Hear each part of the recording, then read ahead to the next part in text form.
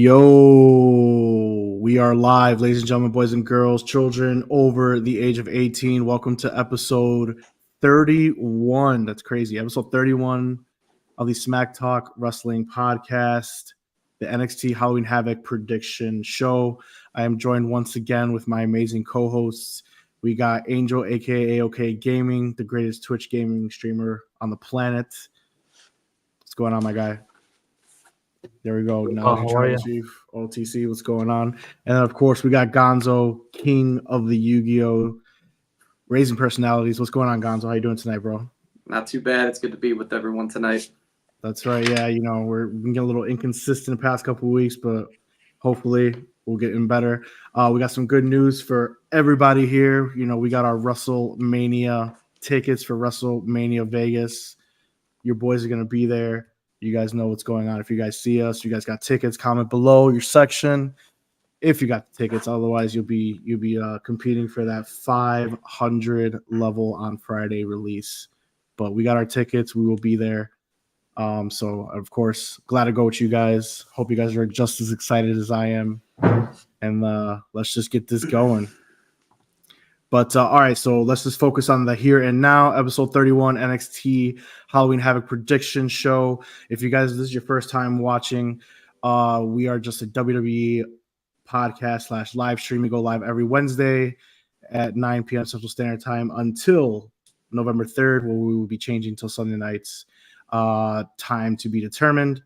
You could watch live once again on YouTube and Twitch, or you could listen on Spotify. So we're going to just get right into the show. We're going to do a quick recap of this past week and then make our NXT Halloween Havoc predictions at the end of the show.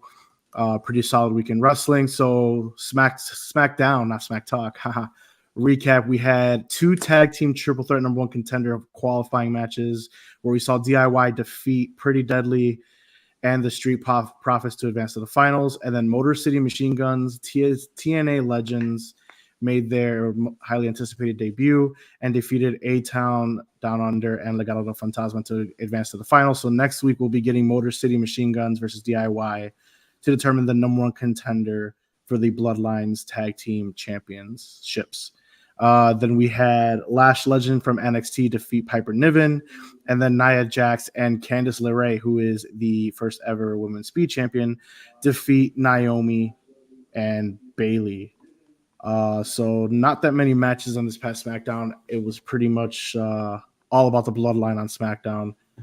We did have a couple notable segments. Andrade and Carmelo will have a quote-unquote Game 7 match scheduled for next week with special guest ref LA Knight.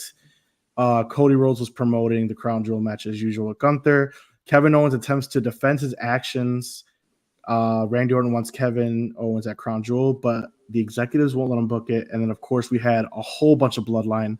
So before we get into the Bloodline stuff, do any of you have anything you guys want to talk about in regards to what happened on SmackDown before we get to the, of course, Bloodline, which pretty much sucked up the whole show? So something that's not Bloodline related. You don't have to. I mean, we're going to talk Bloodline. I mean, I got the OTC on right now, so only because my Solo shirt was dirty, because Solo looked very strong this week. Just saying. But yeah, is there anything you guys want to talk about that happened on SmackDown before we get into the Bloodline? Gonzo?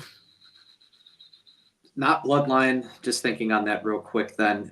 We are going to just highlight then, was it match 6, match 7, right, of Andrade and, being discussed for the final time, Game 7. Game 7 next week with your boy LA Knight as special guest referee, and you have to think that whoever wins will get the shot at LA Knight.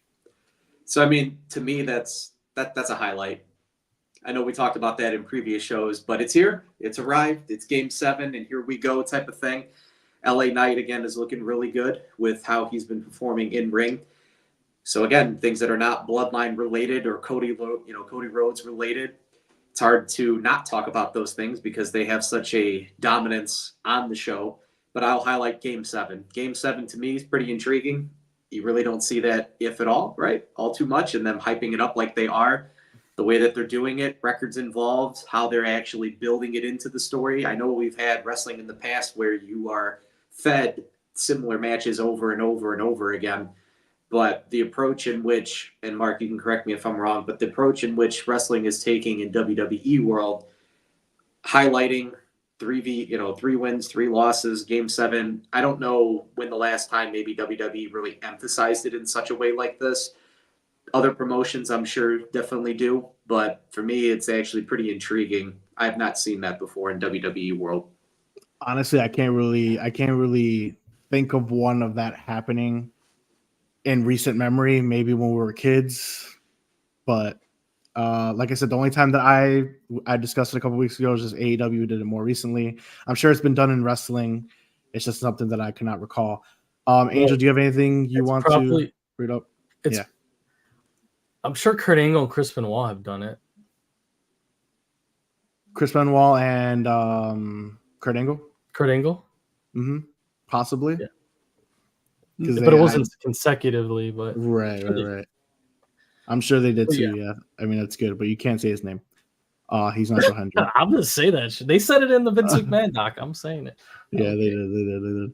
Angel, anything else on SmackDown you want to get into before we cover OTC? Yeah, we got to highlight. This is like an all-women show, I feel like, this week. It was. NXT was all women. I'm going to highlight the women right now. Pretty cool that Lash Legend and NXT star got a dub on SmackDown. Don't see that too often. Pretty interesting. Mm-hmm. Piper Niven is pretty, she has her moments too, so it wasn't like just a squash match or just a jobber. She beat someone that's on the show pretty consistently and has a lot of, moments. So I thought that was pretty cool. And then Candice LeRae getting the pin for the tag team match against Naomi and Bayley, our speed champion. That's pretty cool to see just because she's been kind of absent for a little bit with her whole situation. And now she's got all this heat behind her with involving the champion and Naomi and Bayley and her speed championship run that she's got going now. So pretty interesting to see the women highlight some of this stuff that's going on SmackDown and on other shows.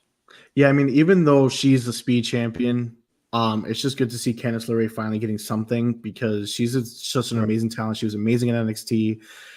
And it's just like when she came back, when her and her husband Gargano came back, it was just like finally Gargano finally got his stride, back with DIY. And it's just like Candice has just been lost in the shuffle. So it's just she's finally starting to get something on the main roster, even if it is speed, but she did get a big time win. That was a main event match as well. So, I mean, that's just solid. Got the pin. She got the pin. Cool. She got the pin, which I feel like she was trying to impress Nia, maybe baby faction minus Tiffy. Yeah. Replace Tiffy. Exactly. Replace Tiffy. I mean, you never know. But we definitely know that Tiffy's going to turn at some point because she's getting tired of her shit. So, Candice, she gets her ass whooped every week. Yeah. So Candice might be a little faction going brewing there, but we shall see. But real quick, all right, guys. So let's talk about what everyone wants to talk about: the Bloodline.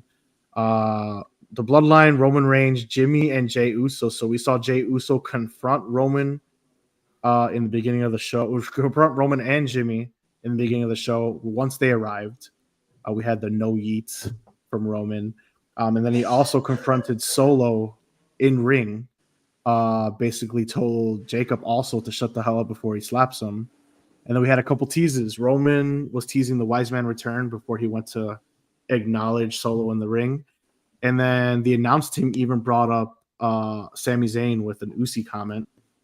And then Solo and the new Bloodline finally look strong. Even though we all know who's going to win the feud, they finally look strong. Even though Roman was out here playing Superman, just taking on 4 of them at a time, they finally look strong. And that's just my whole thing.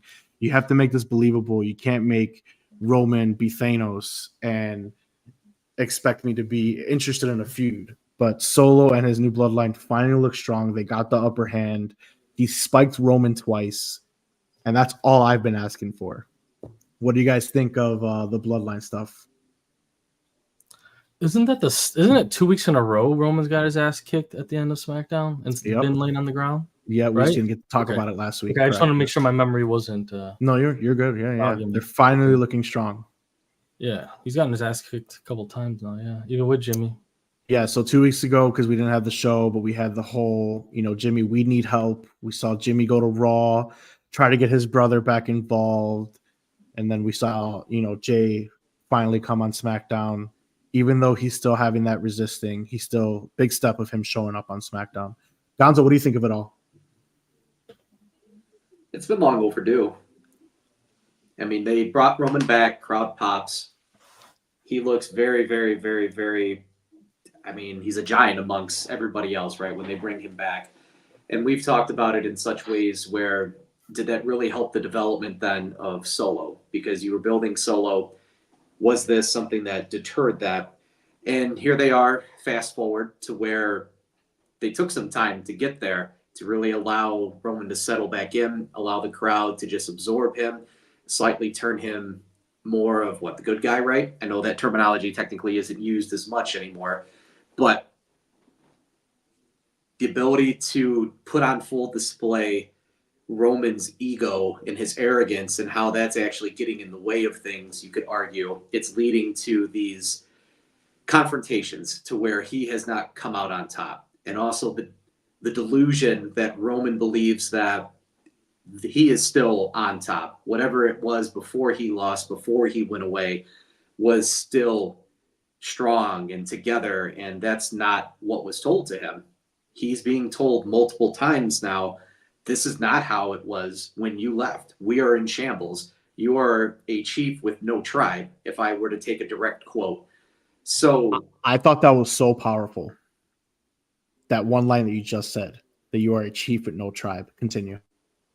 That in itself, Cody called him that at before WrestleMania. So it's all callbacks to those feuds back then. And it's the disillusion that Roman is still holding on to, right? And so is Roman going to acknowledge that this is the current state of things? I think that is the fair question now, because for so long, other individuals have had to acknowledge Roman for what he was and what he was doing. And I think Roman, they're telling the story that he is in a position now where he has to be the one to acknowledge what in fact is going on. And his bubble has burst. So the way that they're doing this, I'm all for it. It has my attention. I'm just glad that we are not getting like another Avenger versus the Bloodline War Games match, which I thought that we were going to do. It should be old school Bloodline versus new Bloodline, maybe plus Cody. I mean, it depends if like The Rock is going to be included in that War Games match or not. I definitely see Sami Zayn coming back as well at this point, because you just got to go with that story as new Bloodline versus old Bloodline. And even Jimmy said that nobody in the family acknowledges him except Jimmy right now. So it would have to be Jay getting his brother, and then Sami. In my opinion, maybe someone new. It depends, but I feel like if The Rock is going to play a role, because The Rock's not going to show up and just never come back. The Rock showed up at that PLE at Bad Blood, and I feel like he has to have some involvement when it comes to War Games. So we still don't know what this whole count means. Everyone's just dissecting him and with the cutthroat to Roman and all that stuff. So it's just gonna be interesting to see who they get. I mean, if they get someone new to join Roman, or if they continue with this path of Kevin Owens hating on what Cody's doing, and if Cody just goes the extra mile and joining the old Bloodline in a War Games match and just even, throwing more fuel on that fire, so I don't know. That's just my opinion. Angel, you kind of unmuted. You wanted to say something? Oh, no, I was in case I needed to. Sorry. Oh, yeah. So yeah, it's just interesting to see how that's going to happen, because right now I think you do have a 4v4 when it comes to, War Games with old Bloodline and new Bloodline. That's just my prediction right now. But then if you include The Rock into the new Bloodline, that's 5, and you're going to need a 5th. So Roman either gets a new guy, or who do you bring in? You got to bring Cody. So I think that's the route that we're going. It's a lot of fun. Once again, I'm just glad we're not getting another Avenger team. So that's just on me. If you guys have nothing else on this, we could move on to a Raw recap. We're gonna get a Thunderbolts lineup instead. Can Oh, I no, can I say my God. something? Yeah, that's why I said if you don't have anything else. Oh yeah, no. Jimmy coming back and being his own little person with his own entrance and stuff is pretty cool. I'm glad he gets a little bit of a highlight since his brother's main event, and he's the only one still respecting the true tribal chief in the family. But I do have an angle here. Okay. It's gonna sound a little crazy, but it's something to think about. Is there a way where Cody turns heel No. throughout this entire process within the next like 8 months? And I'm not saying now, but is there a way he could turn against Roman and Randy and Kevin and somehow, some way be part of the new bloodline? Like, I feel like there's something there that could be an actual out for Cody here. And I don't know how or when, but I just have this little feeling that there's something else behind him. Just teaming up with Roman every week is just gonna be, I don't know. I feel like it's a ploy. I don't know. It's just a little bit different to me this time around. And I don't know. I get Cody's the baby face of the baby faces. I get it. He's a John Cena right now. But I don't know. I can kind of see it, you know. I can kind of see him doing it. That's just what you just said is that he's the new John Cena. That's number one. Number two, Cody doesn't want to turn heel. He hates being a heel. He does not want to do it.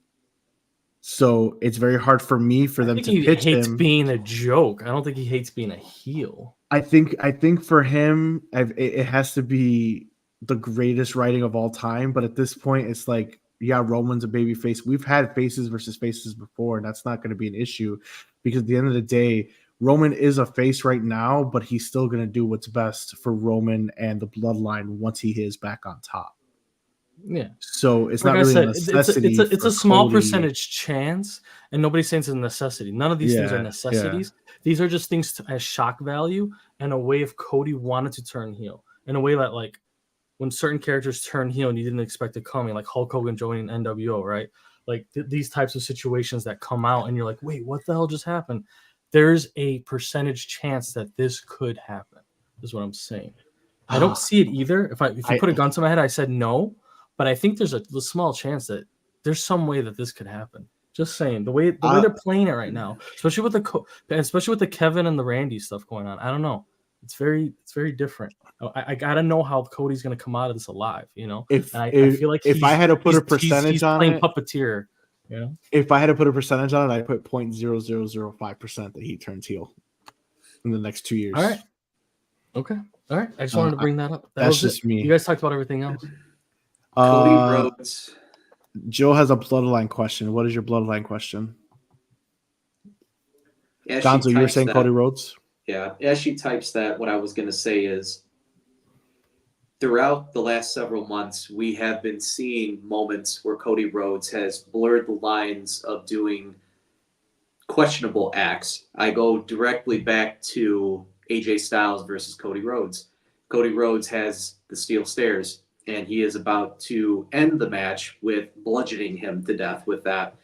You have these moments of rage. You have these moments of emotion where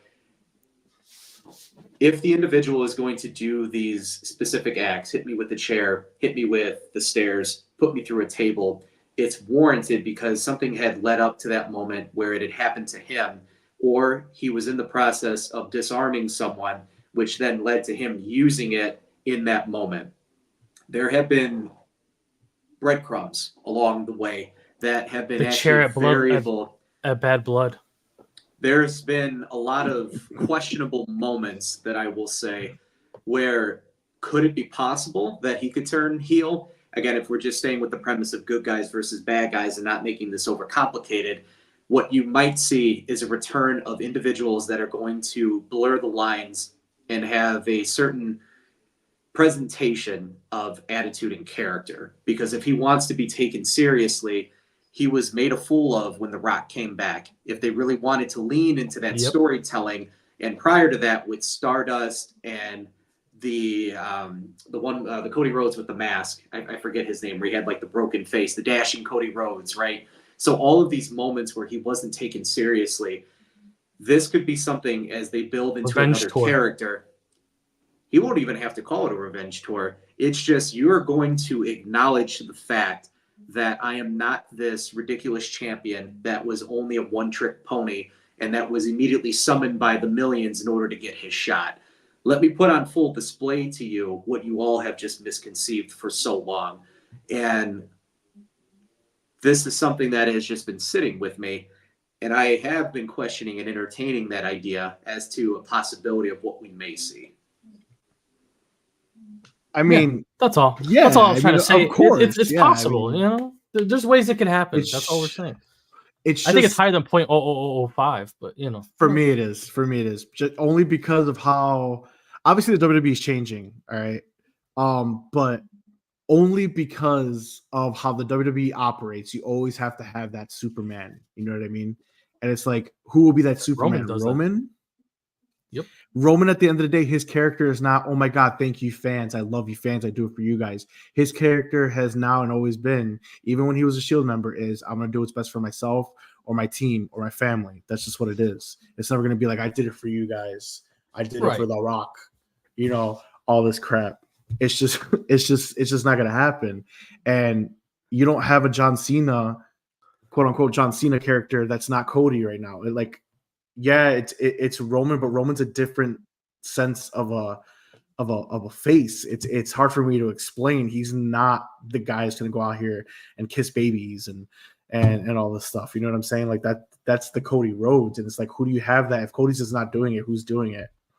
That's just me, just because of how the WWE works. Now, is it possible? Yeah, of course. I mean, but certain things always in feuds, they always get personal, where you got guys here getting ready to just push the edge a little bit. Like right now with the whole Kevin Owens and Cody Rhodes, it's getting personal now because Cody defended Kevin, and here you go. Kevin did, at the end of the day, turn on him. You know, they've been playing that angle for weeks. Things always right, but we're playing Kevin as the heel here. But Kevin has a case. So, I mean, you know, like Dave was saying, you're blurring the lines a lot here, especially with these turns. You know, we talked about a little bit with the Judgment Day, but this is very similar. You want to talk about heels versus faces, and everybody's a heel, everybody's a face nowadays with the way these stories go about, and the way people betray their own families, their own people, but they have reasons behind it. Who betrayed who left who, you know what I mean? Who got all the flowers, who didn't, right? These are all things that are important in these stories. Like, you know, if you look at it from like the little kids that buy the action figures, yeah, you know, Cody's the face and the Bloodline's the heel. But, you know, for us that are digging into it a little bit more, and the way WWE is going towards, especially coming to this Netflix era, you can see a world where it's completely blurred, and Kevin Owens isn't the heel here right now. It's, you know, he's just defending himself and so on and so forth. So that's all right. Last thing with this Cody turning heel atrocity. God, it's just an idea. It's not. Nobody's saying this is the fact. I know. It's so hard for people to get behind faces because heels are always better. So when you actually got one that is out here dropping good face promos, like how Cody does, it's very hard to turn that person, because it's literally Cody as the top face, and you have all these other faces. So it's Cody, 30 pounds of shit, and other faces. That's what it is. I mean, would you consider LA Knight a face? I was about to say that. I think the closest one would be LA Knight. Yeah. And after that, it's like it's just like who on SmackDown. You know what I mean? Right. It's hard who carries. SmackDown's very minimal. Yeah. Even Raw.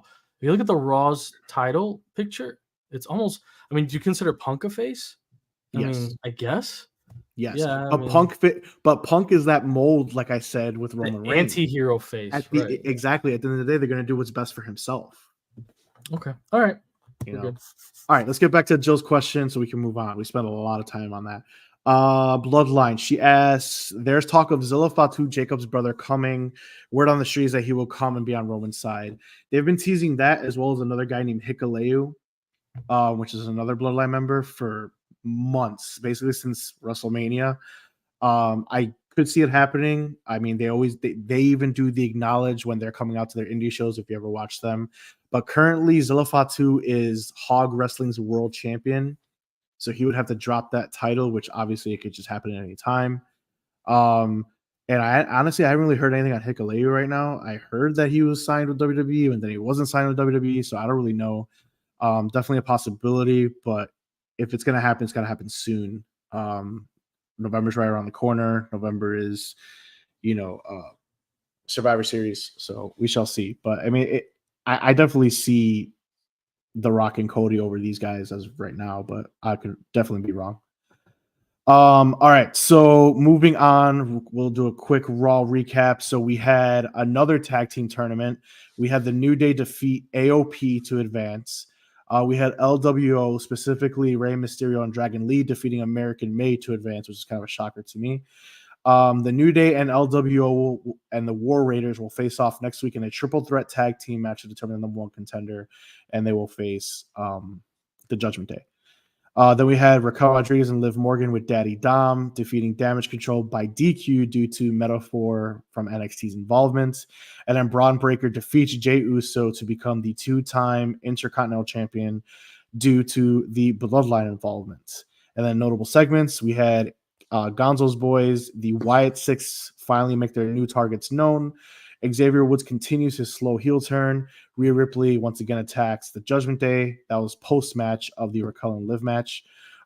Seth Rollins and Bronson Reed just brawl throughout the show, which I absolutely loved. Carlito tried to get Dom Mysterio a World Heavyweight Championship title match.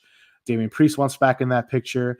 And then Jillian Garcia, in a shocker, is now back to full-time announcing.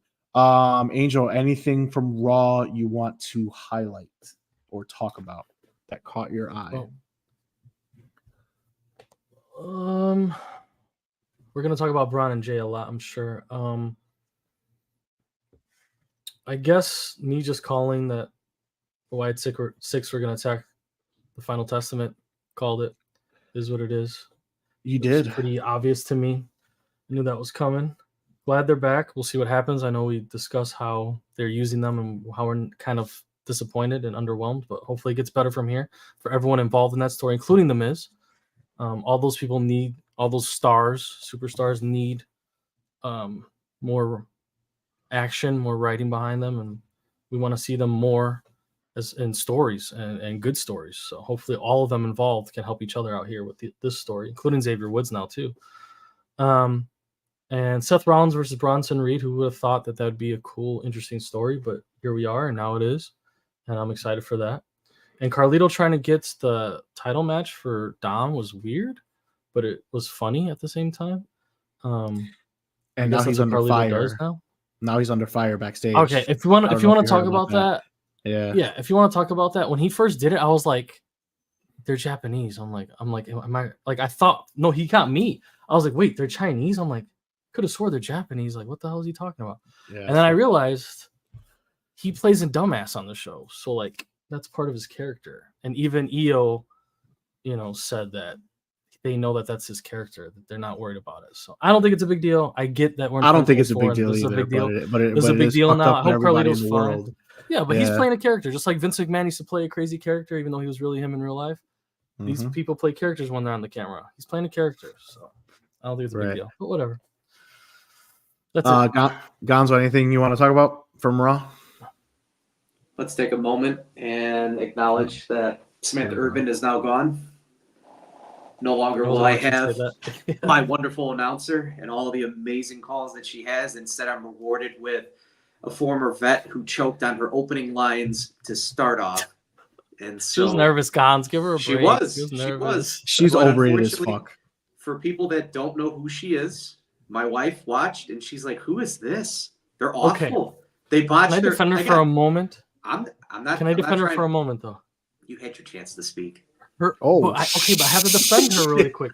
In her era, the ring announcer prior to her was who was that gentleman? I forgot his name. I don't know his name, but he had that iconic voice that she imitates very similarly.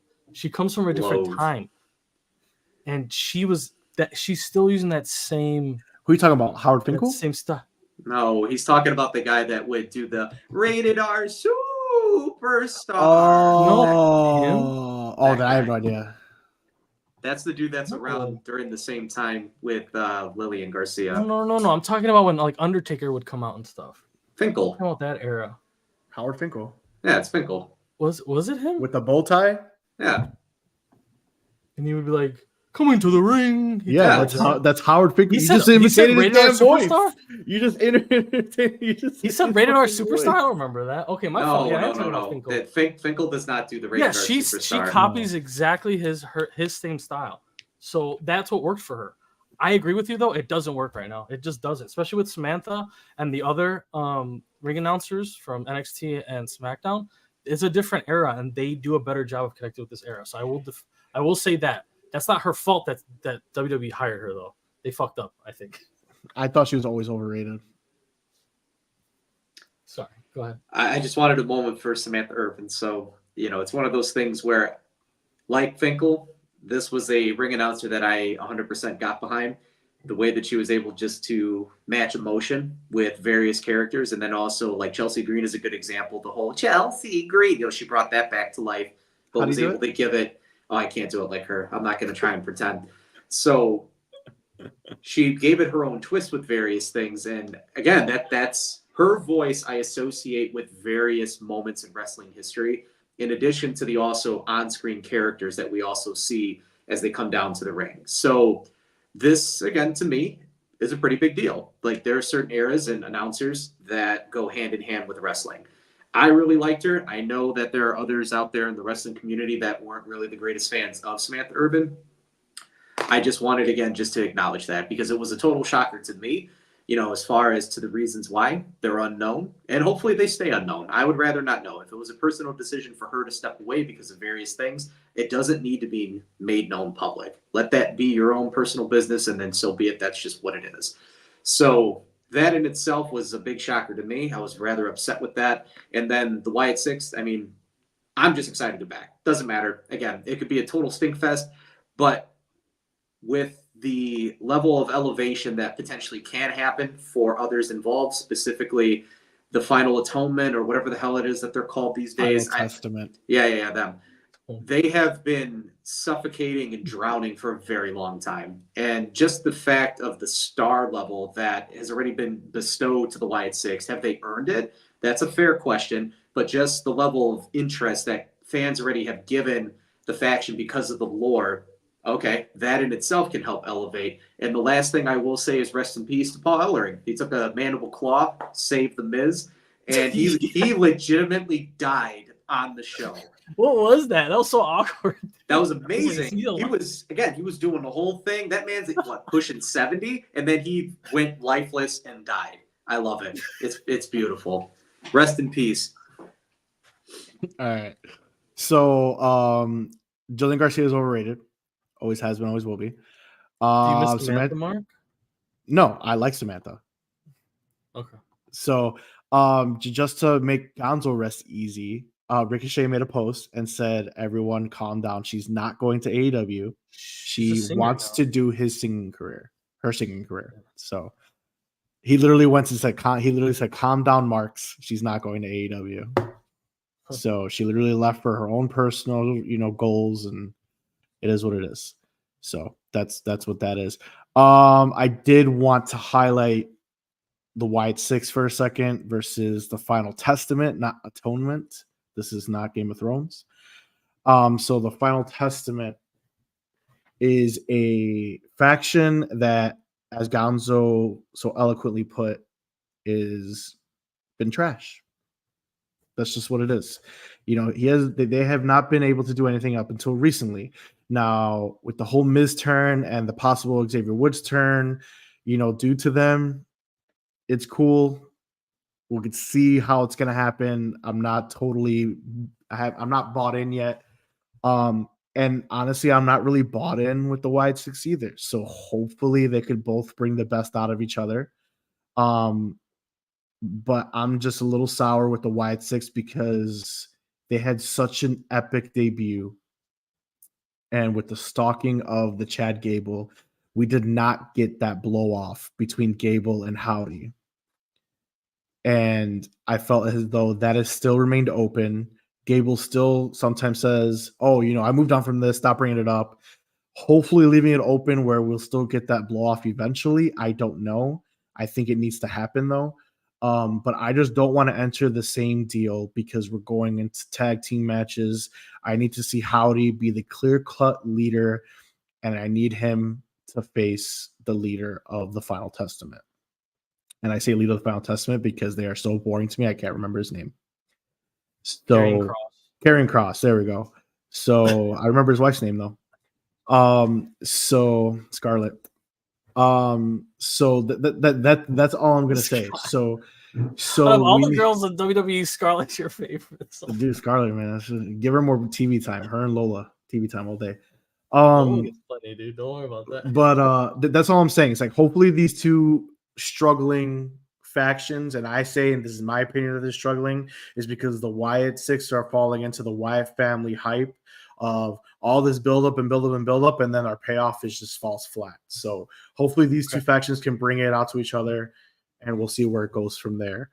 Go ahead, Angel. You were going to say something? That disconnect at the end of their battle with the American Maid, something happened there. I don't know. I never did any investigating. Maybe we should, but maybe I know Chad had went to the Olympics, and then there was a whole something happened there where they weren't able to finish that story, which really screwed them. And I don't know why or what happened there. That was very weird. It kind of just died out. I don't know why. None of us know why.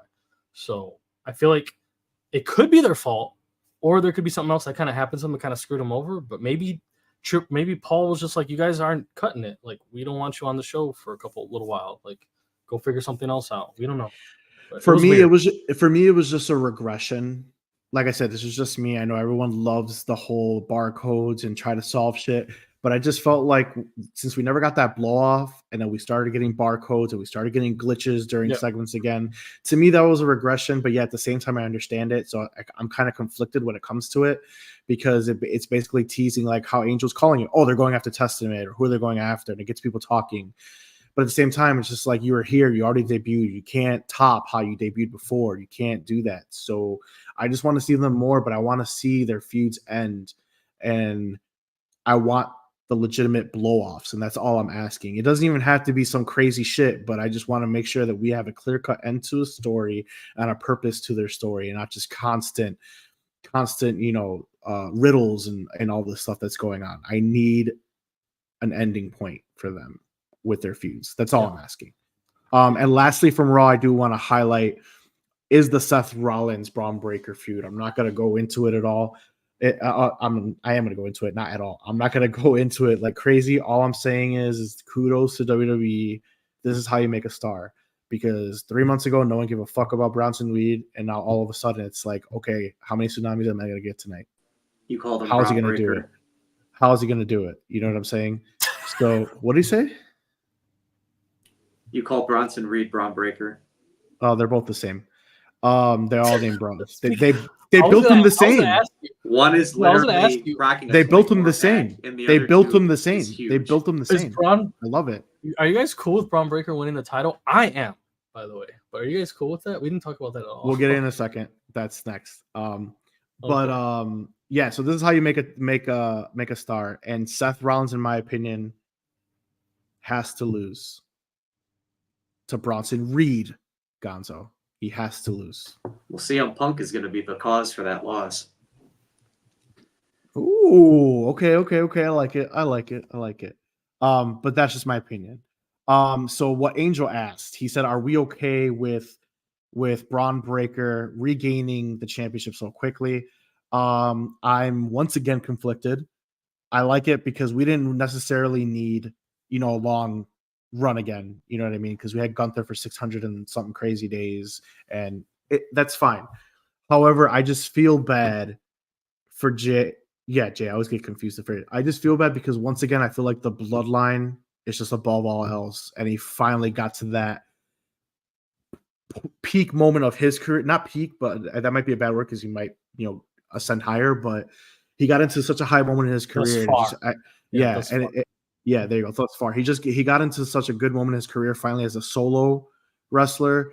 And now it's just like, okay, nope, you got to dial it back because we got bloodline stuff that's still roaming for 5 years now, and we need you. And that's just all I'm mad about it. But I'm not mad about the title change. No, I understand it, and it's fine to jump titles as long as it's not week to week where Braun loses it next week. Then I'm going to be livid. But that's just what it is. Gonzo, you want to answer that question too? I think Braun Breaker never should have lost that title, but I think somewhere along the way there was creative differences which quickly led to this, turnaround as quickly as they did it. So The Rock coming back, and then all of a sudden, like Mark, you were saying, "Oh, come on over. We need you for this storyline. So please stop immediately what you were doing, and now just get absorbed into more storytelling." Because it was looking really promising that he was getting to separate himself. I was liking that. I'm not the biggest supporter. However, it was something that I was starting to really gain a lot of traction with. I think one of his best promos that he actually cut was this past Friday night when he was talking to the Bloodline. My issue with his ability to speak on the mic, it tends to be limited at times, but him being very fluid, on point, even staring down Jacob and then going essentially eye to eye, nose to nose, there's a lot of intrigue now that I have, yes? So I'm indifferent about it. I just know that it probably has a lot to do with the creative differences as to what they wanted to do. So had I wanted to hang it on for maybe another couple weeks, I think at least through Crown and Jewel, I don't think that would have been a big ask to do because it's right around the corner. But to lose it beforehand, I don't know. Timing's everything, right? It is timing. I mean, Gonzo kind of makes kind of a good point. It could be creative differences. I don't know. Maybe they were Jay was promised this title. I was like, okay, we're gonna give it to you real quick, but you have to do this bloodline storyline. Like, who knows? I mean, maybe this was the plan all along. We don't know. We don't work there. I mean, Jay has been such on a high. It's just it was just weird for me. But go ahead, Angel. You said you could tell me. Yeah. Basically what happened is a timing thing, like Gonzo said. Jay already had lost to Braun once before, right? Am I right? He did. Before? Yeah, you're right. Yes, right. You are. You're right. Before he won the title, he had lost once before, right? Okay. Mm-hmm. So this is the story that you're dealing with now. How do you get Jay to care about what's going on SmackDown again, or in his family? How? He kind of cared, right? He has the title. I went over there. I talked to my little brother. Blah blah blah. That's not enough. Seeing Roman get his ass kicked, seeing Jimmy get his ass kicked, that's not enough to get him over to the other show. It's just not enough. Or to the story, whatever you want to call it, both shows. How do you get Jay Uso back over there for that storyline? That's not even a creative difference. You're going to give him the belt, and then you're going to take that belt away because of them. That's the only storyline. That's the only way you could play that out, where he cares about them again. Because he was so hot. He has so much going on for himself over here. He does not care what's going on over there. So now you're saying he goes to SmackDown not because he feels bad for his family, just because it's pretty much retribution driven. Because now they cost him. That's how it starts. He'll rekindle his relationship with Jimmy, of course. Of course he will. I'm not saying they're going to be the 25-time tag team champs again, but they got to do their story, and Jimmy and him will be homies again, and he'll acknowledge Roman probably, and it'll be, oh, we love each other again, and the wise man will come back, and we'll have our story that we've been looking for since WrestleMania, right? So, but the problem was this: they all sat in a room and said, how do we get Jay to care about them again? There's only one way to make him care. To get so destroyed and backstabbed and just everything that happened to him on Monday night that he has no choice. He has no choice. He has to go after them now because he's never going to get the belt again. He could fight Braun Breaker next week. They're going to come back out and they're going to ruin his time there too. So there's no point. He has to address these demons in his past because they're going to keep coming back. That's the only way you're going to get him back into the story. So that's why they had to do what they had to do. I get what you're saying. I don't mind them transferring the belt over because it was necessary to what the story called for. And Braun Breaker's awesome and Jay's awesome. So them losing to each other, I don't have a problem with it. I know it's different and it's weird, but I don't mind the the surprise, not the surprise, but the what is that called? It's just not unpredictable, right? Unpredictability of it. So I like it. I liked it. I thought Raw was a very good show overall. I mean, the way he lost it, the way they bring him back, it's very smart. It's very calculated. Solo's trying to be like, oh, I'm here. I'm trying to help you. And I'm trying to show you that I'm trying to unite the family. They're playing into all that. And I thought that's just great storytelling regardless. So if nothing else, guys, we can move on. You guys ready? Or you guys anything else you want to talk about as far as Raw? Good. Gonzo, you good? All right. So here we go. It's time for Guess the Wrestler. Once again, Gonzo will be presenting to Angel and I. Angel and I will be going head to head. Angel is 5-0-3. I am 2-2-1, and of course Gonzo is presenting, but he is winless with 2 ties. So I just want to reiterate that for our fans. Undefeated. That's what you all need to know. I am undefeated. You're undefeated? I mean, you've been defeated pretty well, actually. That's right. I am undefeated. I am on a current streak here. All right. So Gonzo's going to present us with 90 seconds on the clock. Me and Angel will go back and forth making a guess for the wrestler or asking a question. And at the end of the 90 seconds, we have not guessed the wrestler. Me and Angel both get one final guess. And if we still don't get it, we end in a tie and we do a rematch next week. If one of us wins, we remain building our record and we'll face Gonzo next week. And the loser will present to Gonzo and whoever he faces between me and Angel. So if we are ready, Gonzo, go ahead and put 90 seconds on the clock for your reference, and we could get this going. Part of this Guess the Wrestler, it is an NXT Guess the Wrestler. So I'm just going to throw that out there right now so that we're not aimlessly running around with our heads cut off here. All right. So 90 seconds, correct? 90 seconds. And 3, 2, 1, go. Are they male? Correct. Have they ever held the NXT championship? Yes. Are they a current NXT champion? Yes.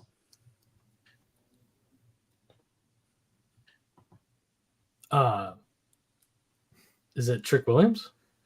Why did it take so long to answer that? Yeah, it is. Yeah, I thought he picked Oba. Yeah, I was like- I thought he picked Oba. It was one of the two, and it was gonna be. It'd have to be the Don. No. Yeah, Correct? Oba doesn't have the title, doesn't he? Oh yeah, it would be Don. That's right. Yeah, Yeah, you're right. It'd be Don. It's It was the I Don would have or been wrong Trick. regardless. Regardless, Angel wins. He is 6-0. He faces Gonzo next week. Gonzo once again goes for his first win. For some general information on this Guess the Wrestler, since we didn't get too much into the weeds, is that Trick Williams is a 2-time NXT champion. He is a 1-time North American champion. He is also a 1-time Men's Iron Survivor in 2023. He initially debuted in NXT in February 24th, 2021 with the tag team called Trick Mellow Gang. And so initially, he's only been with NXT, 3 years technically going on, a little over. And fun fact, he actually had tried out with the Philadelphia Eagles to attempt to play as an NFL wide receiver. That's true. He did. All right, moving on. That was fun. Once again, tune in next week. Angel versus Gonzo. And I'm going to make it a little harder, so prepare now. All right, we're going to do a quick NXT recap. This was the Halloween Havoc go-home show. Halloween Havoc is this Sunday night. It is a PLE. Last year was just like a special show, so it's really cool that they're getting a PLE now for Halloween Havoc, just like the good old days in WCW. So quick recap of this past week of NXT. We had Damage Control versus Metal 4, which ended in a no contest. Piper Niven and Chelsea Green attack both teams. Jada Parker with her faction/tag team OTM defeats Tatum Paxley. Lola Vice tries to go after Parker post-match. However, Wendy Chu ends up kidnapping Tatum Paxley in one of those little roadie cases, which was kind of crazy. Then we had Oba Femi absolutely destroy Luca Crucifino.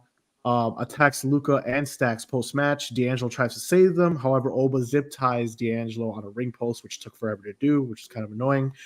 But then he got to watch his family get annihilated, basically promoting their tables, ladders, and scares match for this Sunday. And then, of course, Angel's girl Sol Ruka defeats Carmen Petrovic due to Ashanti the Adonis's distraction with some random hoe in Mark's the favorite storyline. audience. And then my boys Hank and Tank defeat OTM. Vince and Parker brawl ringside, or I'm sorry, Vice and Parker. I was going to say Vince. I don't know. It was in my Vince mind. Would love, he would love that. He'd be like, That'd "Oh my be god!" You know what I mean? Vice and Parker brawl ringside during the match, and then Stephanie Valkyrie and Julia defeat Fatal Influence. Notable segments of that show: we had NXT heading to the 2300 arena, where the ECW souls were held, which is pretty dope. Lexus King gets a Heritage Cup match next week, but needs a corner man, so that's going to be pretty interesting who he finds to actually back him up because everyone hates him. Adriana Rizzo of the family was attacked by who I think it's Zarya, which we saw debut at the end of the show. Fraxium versus Alexander and Cedric Alexander and Javon Evans next week for the tag titles. And then Ethan Page and Trick Williams had an absolute fire promo. And by I mean them having a fire promo, Ethan Page ate Trick Williams alive. So when it comes to NXT this past week, is there anything specifically you would like to highlight before we move on to our Havoc predictions? Stephanie Valkyrie is really fun to watch in the ring for sure. And I get why she's all over the world.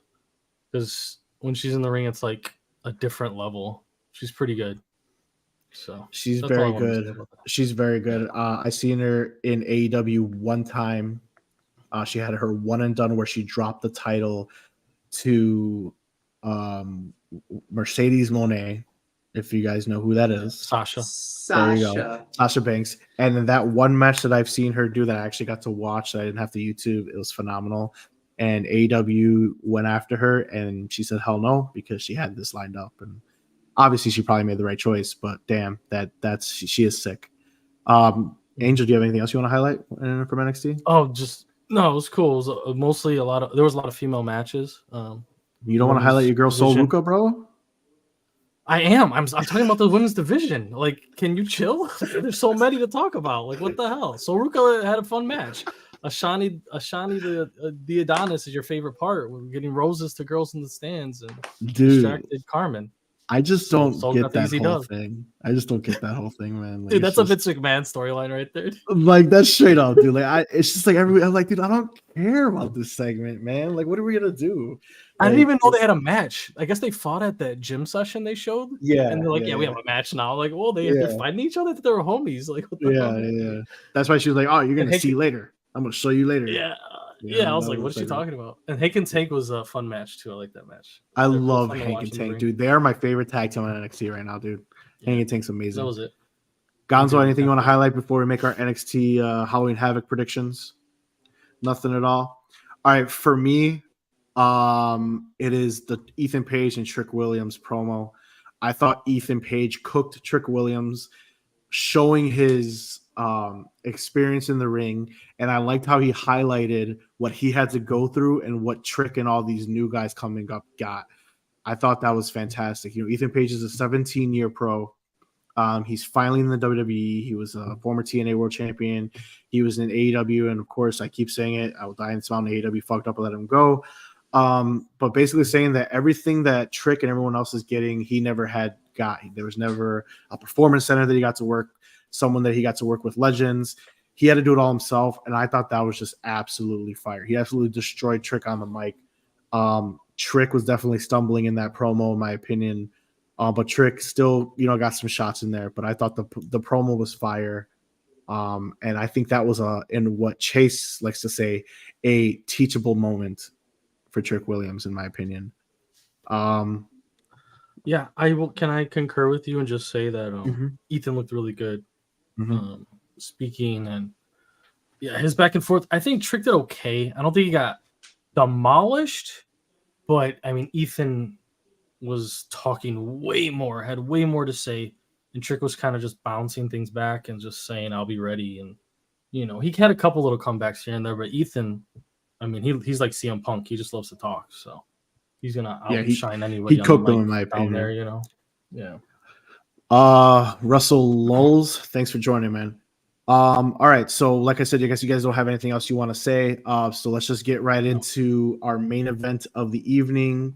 We are going to predict our NXT Halloween Havoc matches. So let's start with Julia and Stephanie Valkyrie versus Cora Jade.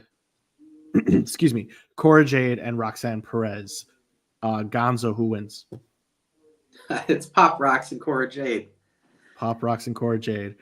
Angel, who wins? Oh, Oh man, this is actually really difficult for me. I want to say Julian Vacker because I don't see how you can. Oh man, Roxanne she's so unbeatable. Like this is like those Cody moments, like, oh, I can pin her and it's okay. Like, and Stephanie and Julia are so good. I'm gonna go with Stephanie and Julia. I feel like this is the one time where like Roxy can put someone over and it's not a big deal for once. Angel hit it right on the nose. It's a Cody moment.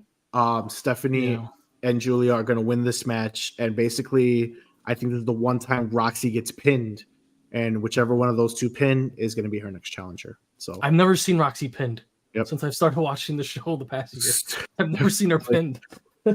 Roxy for me, real quick before we continue, is pushing AJ Lee level, man. You guys know how much I love AJ Lee, bro. Roxy, before she's even on the main roster, I am such a fan of Roxy.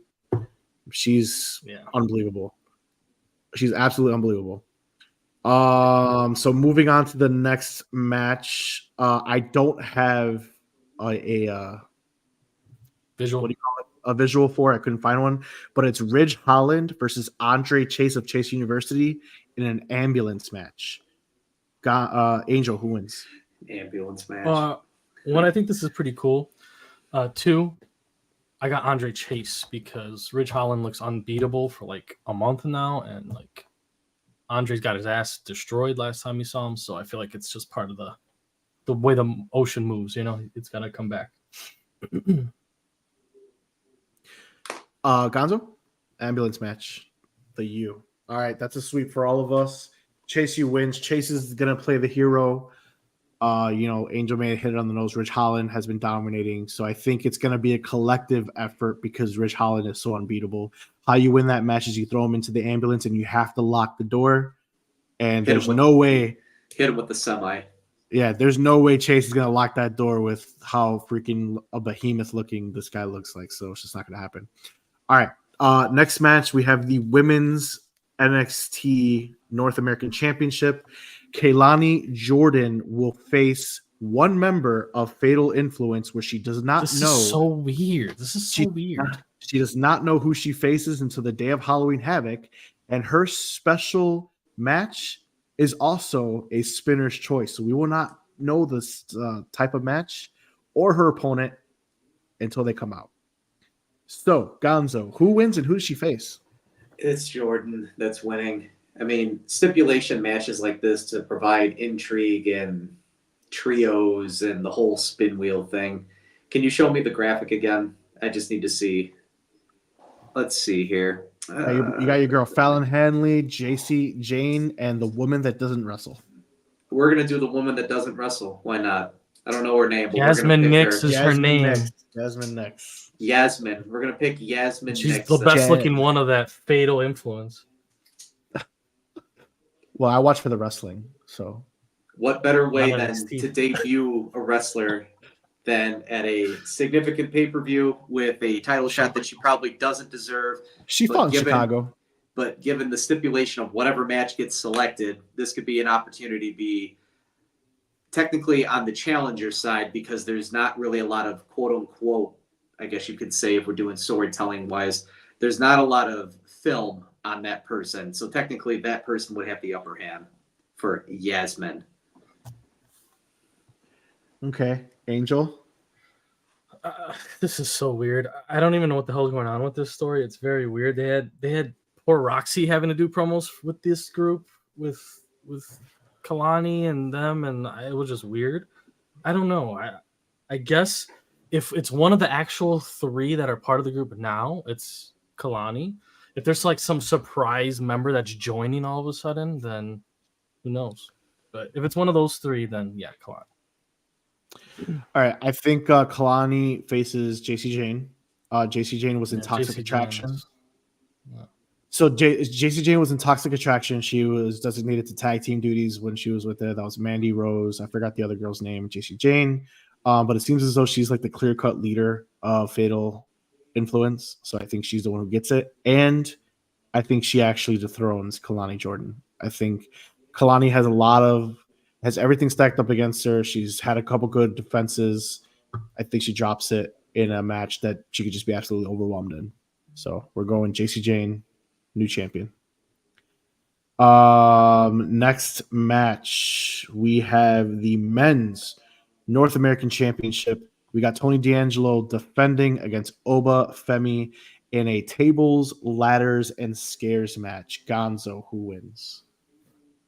What's the scare part? I don't know. I assume chairs, but they said scares It's just for no holds Halloween. barred. It's just no holds. It's just a hard card. It's just a hardcore match. They'll probably throw like so a candy TLC corn at match. each other, some shit. Candy. Maybe you'll have Jason that is make an pretty appearance. scary. Then Michael Myers, Freddy Krueger. Who knows? Yeah, Could you imagine that'd be just dope. Actually, power bombing someone through Yeah. a table littered with candy corn? That would terrify me. That terrible ass candy. Seriously.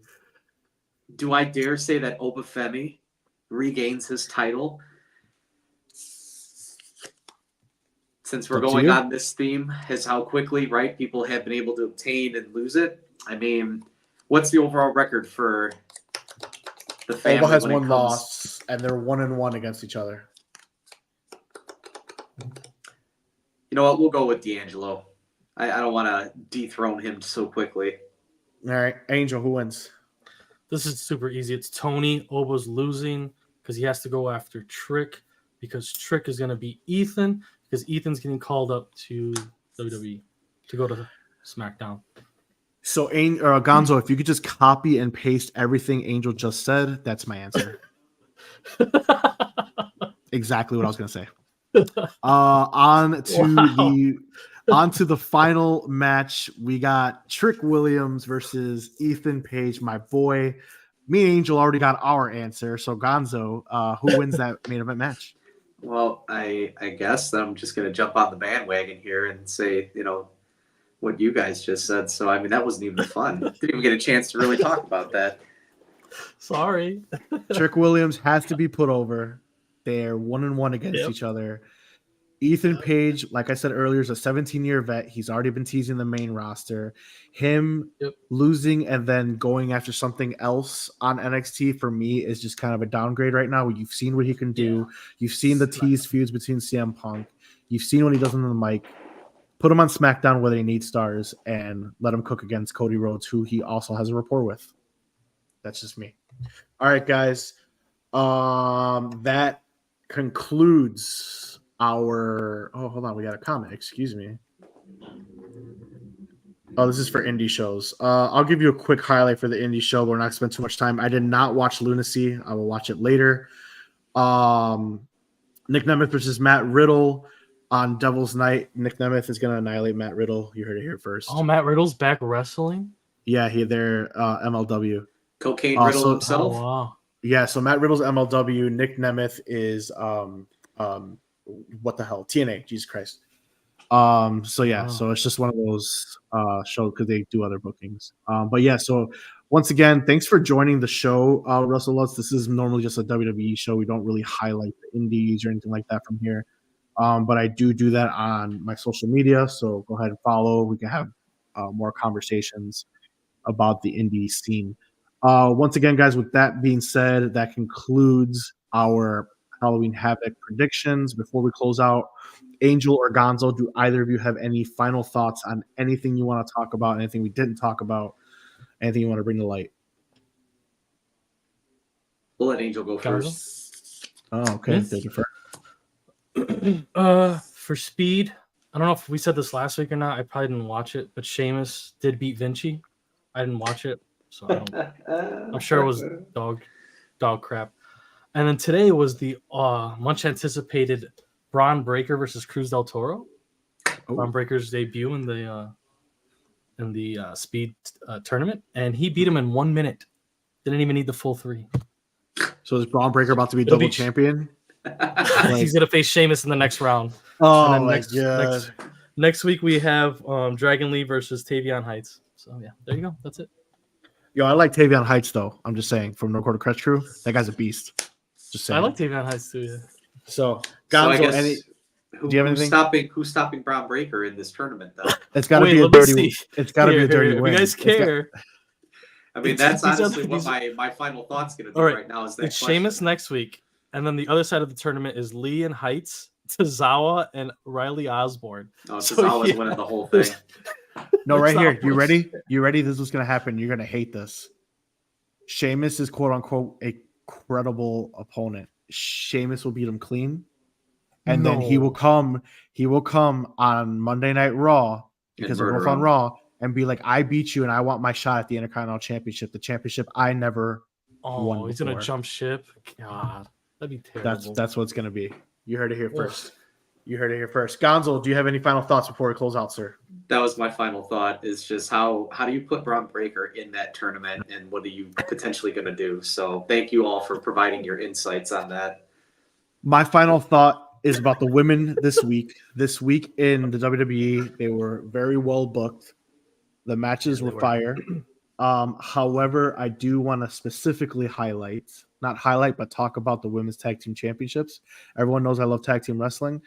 The NXT women, I feel like, have enough teams and tag teams to support their own tag team title again. I don't. In NXT, you said? Yes, in NXT. I don't see them dethroning anyone from NXT. Now, I'm not talking about metaphor. I do not see any type of women tag team dethroning anyone from the main roster.